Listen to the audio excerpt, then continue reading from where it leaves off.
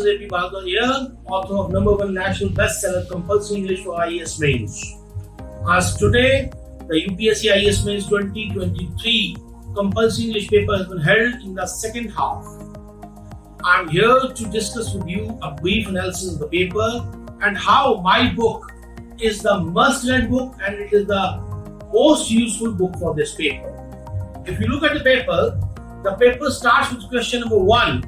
Write an essay in about 600 words on any of the following topics: OTT and future of multiplexes, global warming, social media, and happiness is a state of mind.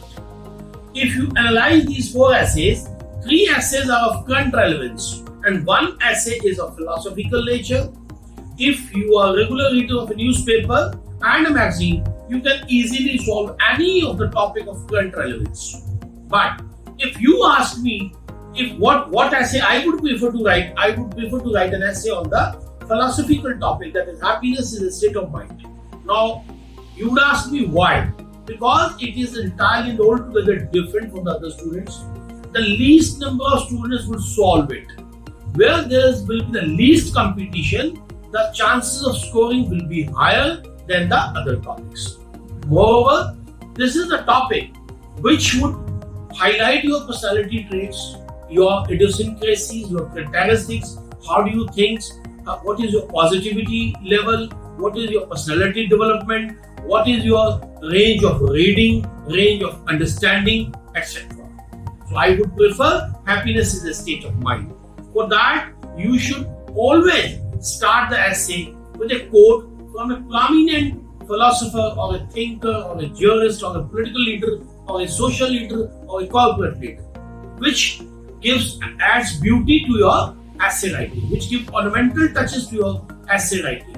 You should also try to express your ways through various readings and write-ups of various thinkers and jurists and philosophers, so that to substantiate, to highlight that you are a very well-read person and organic personality. Now, coming to the question number 2, it relates to the comprehension. For the comprehension, I have given a detailed chapter in part 3, chapter number 27, reading and writing comprehension skills. If you go through this topic, you will come to know how to read and answer the questions asked in any comprehension, which is very easy, not a very rocket science, not a difficult topic. Then coming to the next topic that deals with the precis writing. Precis writing is a very abstruse topic. Usually the students start imposing their own comments on that very topic on which the precis writing is given. Note down one thing, you are not supposed to give your own views.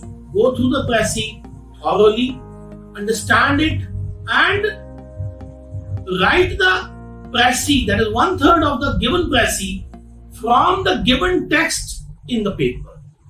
Do not impose your comments, do not impose your views, and do not infuse the given precis with your own wordings. Mind it, you are supposed to write the precis in the words given in the text itself. Now, coming to the next topic, deals with the grammar and vocabulary. Question number 4a, that deals with the rewrite the following sentences after making necessary corrections. That is common errors or common corrections. If you go through this book, there is a chapter on the sentence correction, probably introducing you with the more than 1,000 common errors which you will commonly or usually or unintentionally make in your day-to-day routine writing and speaking exercises. So when you go through this, you will go through this topic, you will be quite confident and you will be able to solve this question. Then part 4b deals with missing word. Why are you afraid of my sister? That is this question deals with the use of preposition. The use of preposition, the use of conjunction, the use of interjunction, the use of determiner, modals, articles, all are given in part 1, the grammar section. You will be able to solve all these very easily. Then next question, use the correct form of verb. The correct form of verb and correct form of tenses are given in the chapter 5 and chapter 14. And go through this and you will be able to. Then 4D the antonyms of the following questions. The chapter 18 deals with the important words with the meanings, and chapter 19 deals with the 5,000 synonyms and antonyms of the given 2,000 words. If you master these words, you will be quite comfortable with this topic also. Now coming to the next question, that is chapter question number 5, the last question. They again deal with the grammar and vocabulary. The first question 5A consisting of 10 marks deal with the change according to the given direction in the given brackets. Okay, complete the sentence using the to and to, but and also, change the passive voice, change the duration, change the comparative degree. So all these things you will be able to solve if you go through the part 1, that is dealing with the grammar, which contains all these topics. And if you go through these topics thoroughly, you will be you will be able and quite comfortable to solve all these questions. Coming to the next question, 5B again deals with the words, usage of words, which is given in the chapter 18, words, meaning and the usage, and 5C, that is idioms and phrases. Idioms and phrases, which are given here in the chapter 20. So all in all, if you go through this book thoroughly, you need not to go anywhere else, and you need not to consult any other resource material.